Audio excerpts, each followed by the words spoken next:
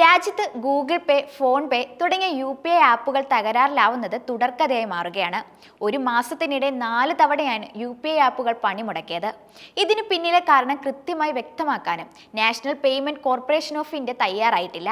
കഴിഞ്ഞ ഏപ്രിൽ 12-നാണ് ഏറ്റവും ഒടുവിൽ UPI ഇടപാടുകൾ തടസ്സപ്പെട്ടത്.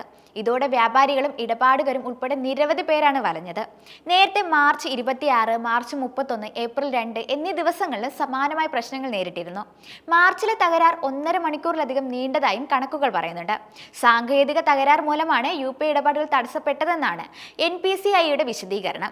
എന്നാൽ എന്ത് സാങ്കേതിക തകരാറാണ് ഉണ്ടായതെന്ന് വ്യക്തമാക്കാൻ കോർപ്പറേഷൻ തയ്യാറായിട്ടില്ല. UPIയുടെ ഡാറ്റാ സെന്ററുകളിലെ നെറ്റ്വർക്ക് തകരാറുകൾ, ഹാർഡ്വെയർ തകരാറുകൾ, ബാങ്ക് ഇടപാടുകൾ വർദ്ധിക്കുന്നത് തുടങ്ങിയ നിരവധി കാരണങ്ങളാണ് വിദഗ്ധർ ചൂണ്ടിക്കാട്ടുന്നത്. ഇടപാടുകൾ പ്രോസസ്സ് ചെയ്യുന്നതിൽ കാലതാമസം നേരിട്ടതാണ് തകരാറിലേക്ക് നയിച്ചതെന്നാണ് ചില റിപ്പോർട്ടുകൾ പറയുന്നത്. ചില ബാങ്കുകളുമായി ബന്ധപ്പെട്ട ഇടപാടുകൾ പൂർത്തിയാക്കുന്നതിൽ വലിയ കാലതാമസം നേരിട്ടു. ഇതോടെ നെറ്റ്വർക്കിലെ ലോഡ് കൂടി ഇടപാടുകൾ തടസ്സപ്പെട്ടെന്നാണ് കരുതുന്നത്. സാമ്പത്തിക വർഷത്തിന്റെ അവസാനമായതിനാൽ ഇത്തരം പ്രശ്നങ്ങൾ ഉണ്ടാകുന്നത് സാധാരണമാണെന്ന് തകരാറുകൾ പരിഹരിച്ചെന്നുമാണ് ഔദ്യോഗിക വിശദീകരണം.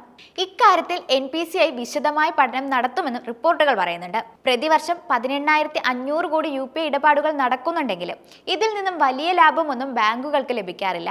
ഡിജിറ്റൽ ഇടപാടുകൾ പ്രോത്സാഹിപ്പിക്കാൻ UPI ഇടപാടുകൾ സൗജന്യമാക്കണമെന്നാണ് സർക്കാർ നിലപാട്. ഇതിനായി UPI, റൂപേ കാർഡ് ഇടപാടുകൾ സൗജന്യമാക്കിയിരുന്നു. എന്നാൽ വലിയ UPI ഇടപാടുകൾക്ക് 0.30% മെർച്ചന്റ് ഡിസ്കൗണ്ട് റേറ്റ് ഏർപ്പെടുത്തണമെന്ന് പേയ്മെന്റ് കൗൺസിൽ ഓഫ് ഇന്ത്യ കഴിഞ്ഞ മാസം കേന്ദ്ര സർക്കാരിനോട് ആവശ്യപ്പെട്ടിരുന്നു. അതായത് നിശ്ചിത തുകയ്ക്ക് മുകളിലുള്ള UPI ഇടപാടുകൾക്ക് വ്യാപാരികൾ ഫീസ് നൽകേണ്ടി വരും. എന്നാൽ ഈ നിർദ്ദേശം നടപ്പിലായാലും രാജ്യത്തെ 90% വ്യാപാരികളെയും ബാധിക്കില്ലെന്നാണ് വിദഗ്ധർ പറയുന്നത്. എന്നാൽ ഇത്തരമൊരു തീരുമാനം നടപ്പിലാക്കിയാൽ രാജ്യത്തെ ഡിജിറ്റൽ ഇടപാടുകളുടെ വളർച്ചയെ ബാധിക്കുമെന്ന ആശങ്ക ശക്തമായിട്ടുണ്ട്.